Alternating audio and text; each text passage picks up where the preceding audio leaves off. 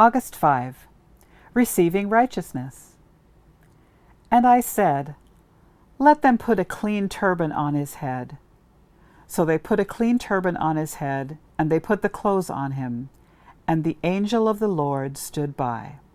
Zechariah 3, verse 5. A remarkable passage in the book of Zechariah presents important details regarding the plan of salvation. Satan stands at the right hand of Joshua, the high priest, accusing him on account of his sin, when God does a fascinating thing. Joshua was clothed with filthy garments. God said, "Take away the filthy garments from him."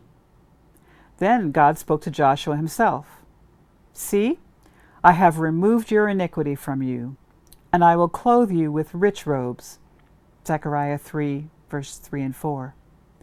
The symbolism is obvious. Joshua's dirty clothing represented his own sinfulness, his own righteousness. As Isaiah the prophet wrote in Isaiah 64:6, all our righteousnesses are like filthy rags. The unrighteous man stands before God, and God removes the man's iniquity, represented by the filthy garments. Next, the following order was issued. Let them put a clean turban on his head. And the command is obeyed.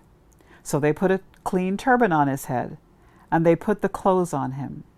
And the angel of the Lord stood by. Zechariah 3:5. Joshua stood before God as a sinner, covered in filthy robes. When Joshua's interaction with God was completed, Joshua stood before God with clean garments, representing the righteousness of Christ, and a clean head covering, indicating he had experienced a change of mind. The question we must ask is, what did Joshua do to receive the righteousness of Christ? The answer is, nothing at all. In fact, it was what Joshua did not do that is instructive. Joshua did not resist. Joshua did not put up a fight, nor did he say, "I'm not deserving of this great blessing. I'm too great a sinner." Joshua yielded to the will of God. And when he did, God took away his sin and clothed him in his own righteousness. God is willing to do the same today for every sinner. Salvation is received as we surrender to the will of God. It is God's will that we shall be saved and not lost.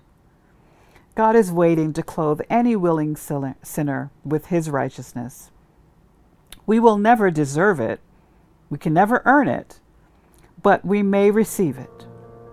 God extends to us the most precious gift we could ever receive.